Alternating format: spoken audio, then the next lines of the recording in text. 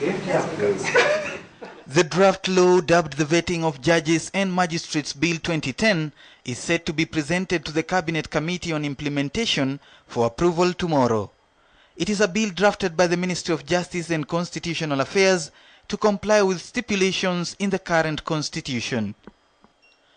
The bill proposes that the vetting body is to be known as the Vetting of Judges and Magistrates Board. It shall have 9 members, including the chairperson. 3 of these shall be non-citizen members who will be either serving or retired judges from the Commonwealth. It will also have 3 lawyers and 3 people who are not lawyers. Several bodies will nominate members for appointment by the President in consultation with the Prime Minister.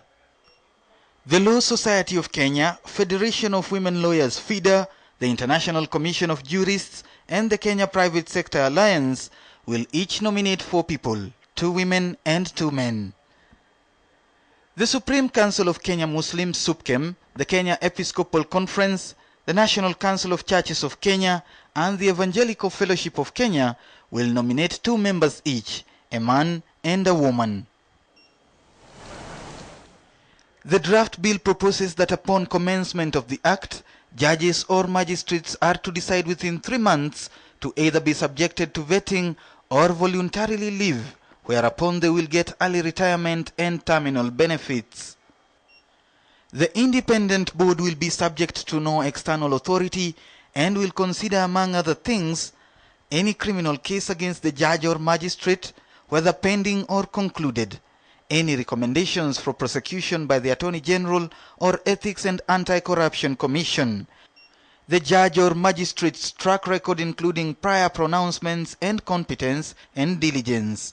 It will also look at pending complaints from any person or anybody against the subject of vetting. The board shall not be bound by strict rules of evidence.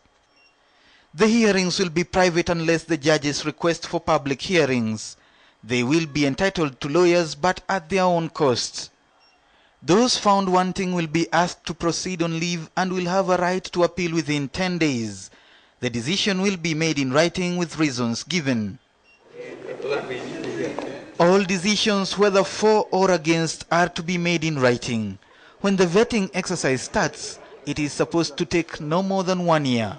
Moraya Karaoke, KTN Prime.